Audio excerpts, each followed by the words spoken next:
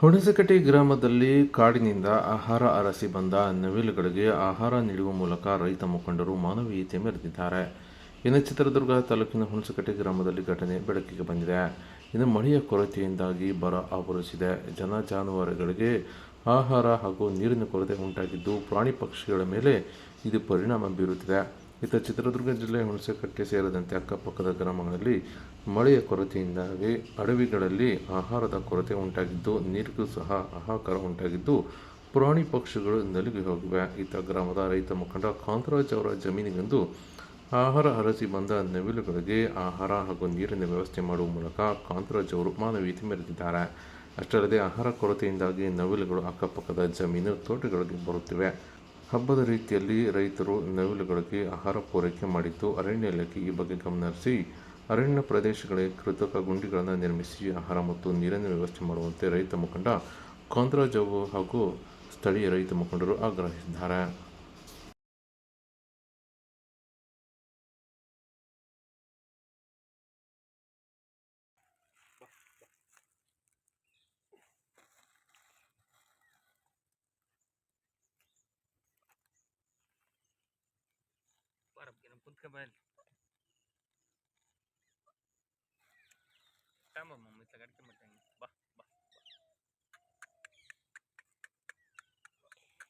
అట్లాగిట్లాగి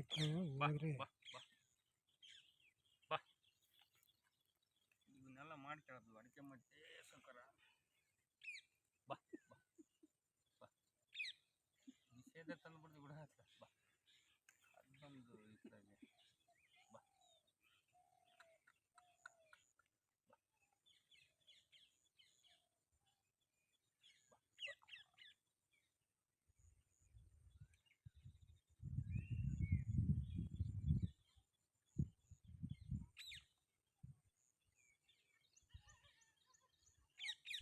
ಅದೊಂದು ಇತ್ಲಾಗಿದೆ ನೀರು ಕುಡಿತೈತೆ ಹಂಗೆ ಮಾಡಿ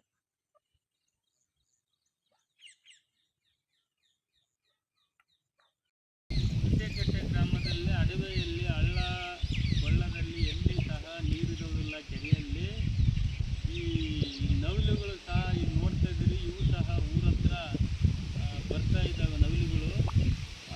ಅವಕ್ಕೆ ಕುಡಿಯೋದಕ್ಕೆ ನೀರು ಆಹಾರ ಅಡವಿಯಲ್ಲಿ ಸಿಗೋದಕ್ಕೋಸ್ಕರ ಬರ್ತಾ ಇದ್ದಾವೆ. ಬೆಳಗ್ಗೆ ಇಲ್ಲಿ ಔಷಧಿ ಹೊಡೆಯೋಕ್ಕಂತ ಹೇಳ್ಬಿಟ್ಟು ಡ್ರಮ್ಮಿಗೆ ನೀರು ಹಿಡಿಬೇಕಾದ್ರೆ 2 ನವಿಲು ಬಂದು ಚಿಕ್ಕ ಕೆರೆಯಲ್ಲಿ ಊಟನ ಕುಡಿಸ್ತಾ ಇತ್ತು. ನೀರಿಗೋಸ್ಕರ ಹಾಕೊಂಡಿತ್ತು. ಆ ಡ್ರಮ್ನಲ್ಲಿ ನೀರಿಡಿದ ಡ್ರಮ್ನಲ್ಲಿ ಆ ನೀರನ್ನ ಸಹ ಕುಡಿಸಿ ಅಡಿಕೆ ಮಟ್ಟೆ ಕೊಯ್ದು ಅದರಲ್ಲಿ ಅನ್ನ ಹಾಕಿಬಿಟ್ಟು ಬಾಳೆದೆಲೆ ಹಾಕಿಬಿಟ್ಟು ಅಡಿಕೆ ಮಟ್ಟೆಯಲ್ಲಿ ಬಾಳೆದೆಲೆಗೆ ಅನ್ನ ಹಾಕಿ ಅವಕ್ಕೆ ಹಬ್ಬದ ರೀತಿಯಲ್ಲಿ ನಮ್ಮ ತಿಮ್ಮಜ್ಜ, ಮಾರುತಿ, ಏಕಣ್ಣ, ಮಾಂತೇಶಿ, ಜ್ಞಾನಪ್ಪ ಇವರೆಲ್ಲ ಸಹ ಅವಕ್ಕೆ ಮಾನವೀಯತೆ ಅನ್ನ ಹಾಕಿ ಮಂಡಕ್ಕಿ ಹಾಕಿಬಿಟ್ಟು ನೀರು ಕುಡಿಸಿ ಅವಕ್ಕೆ ಮಾನವೀಯತೆ ಮೆರೆದಿರ್ತಾರೆ. ಹುಣಸೆಕಟ್ಟೆ ಕಾಂತರಾಜ್ ಈಗಲೂ ಸಹ ಈ ಮನೆ ಮೇಲೆ ಕುಂತಿರೋದು ನೀವು ನೋಡ್ತಾ ಇದ್ದೀರಿ. ನವಿಲುಗಳು ಊರ ಹತ್ರ ಬರ್ತಾ ಇದ್ದಾವೆ. ಆಲೆ ನವಿಲುಗಳು ಅಂದರೆ ಅಡವಿಯಲ್ಲಿ ಎಲ್ಲಿ ನೀರು ಇಲ್ಲ, ನೀರಿಲ್ಲದಕ್ಕೋಸ್ಕರ ಈ ಥರ ಅವು ಪ್ರಾಣಿಗಳು ಇದಕ್ಕೆ ಬರ್ತದವೆ.